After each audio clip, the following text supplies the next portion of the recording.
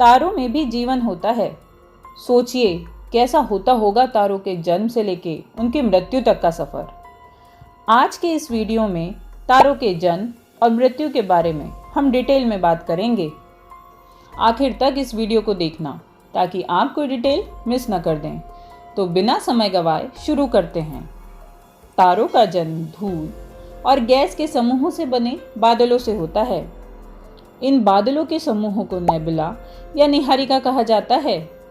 इन निहारिका में जो गैसेस होती है उसमें हाइड्रोजन गैस लगभग 70 से 90% तक होती है और थोड़ी हीलियम और अन्य गैसें भी होती है। ये बहुत अधिक मात्रा में होती है, इसलिए इसे गैस मेघ भी कहते हैं।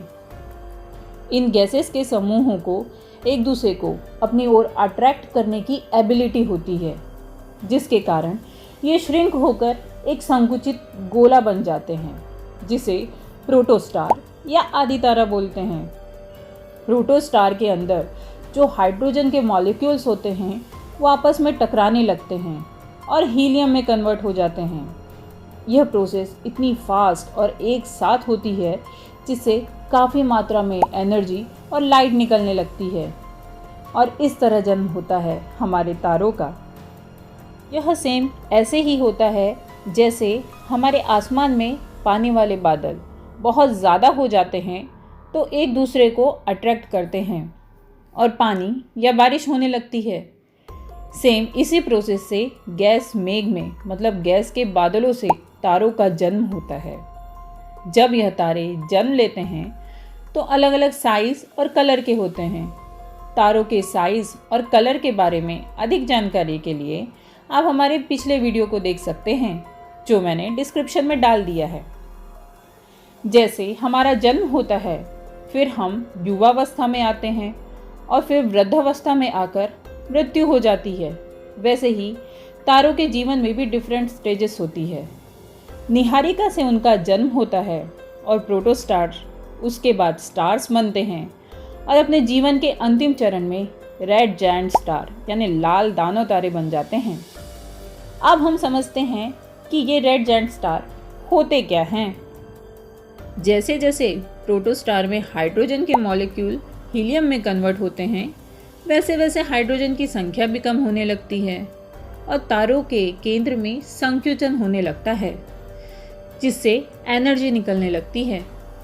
इसी एनर्जी से वो फूलने लगते हैं और अपने आकार से 200 गुना बड़े हो जाते हैं और लाल रंग में चेंज हो जाते हैं। इसे ही कहते हैं रेड जायंट स्टार। फिर इन रेड जायंट स्टार में एक सुपरनोवा विस्फोट होता है, जिससे या तो वह वाइट ड्वार्फ स्टार्स में बदल जाते हैं या न्यूट्रॉन तारे में परिवर्तित हो जाते हैं। अब हम यह समझते हैं कि तारों की मृत्यु कैसे होती है। रेड जायंट स्टार में एनर्जी के कारण ज़्यादा फूलने से उसमें विस्फोट होता है।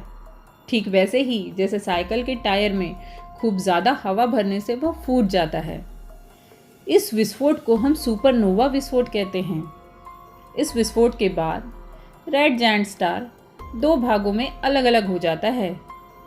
यदि तारों का सूर्य द्रव्यमान यानी सन मास 1.44 क्यूबिक से कम होता है तो वह वाइट ड्वार्फ स्टार में कन्वर्ट हो जाता है। जब धीरे धीरे इसमें एनर्जी कम होने लगती है तो यह ब्लैक ड्वार्फ स्टार में जाकर इसकी मृत्यु हो जाती है। और यदि सुपरनोवा विस्फोट के बाद तारों का सन मास 1.44 क्यूबिक से ज़्यादा होता है तो यह न्यूट्रॉन तारों में कन्वर्ट हो जाते हैं।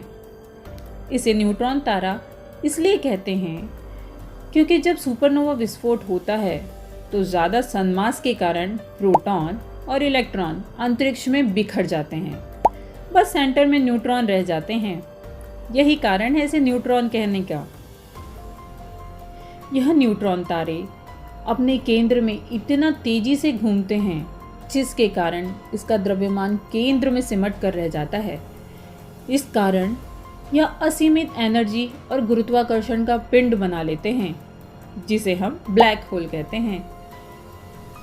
इन ब्लैक होल में इतनी एनर्जी और ग्रेविटेशन होता है कि वह गैलेक्सी की सारी चीज़ों को अपने तरफ खींचने लगते हैं। इतना कि वो प्रकाश तक को निगल लेते हैं। यह एक चक्रवात की तरह ही होता है जो अपने आसपास की चीज़ों को खींचकर अपने में निगल लेता है। वैसे दोस्तों, हमारा सन भी एक तारा ही है। सोचिए, जब वो लाल दानों में परिवर्तित हो जाएगा तो क्या होगा। डरिए नहीं, इस विषय में हम जल्द ही वीडियो बनाने वाले हैं। अगर आपको हमारा वीडियो पसंद आया तो प्लीज़ लाइक कीजिए, शेयर कीजिए और हमारे चैनल को सब्सक्राइब कीजिए ताकि हमें और वीडियो बनाने की प्रेरणा मिलती रहे। और कमेंट करके अपने विचार और सुझाव ज़रूर बताइए। और हाँ, बेल आइकॉन को प्रेस करना ना भूलिए ताकि हमारे नए वीडियो के नोटिफिकेशन आपको हमेशा मिलते रहें। धन्यवाद। जल्द मिलेंगे अगले वीडियो में।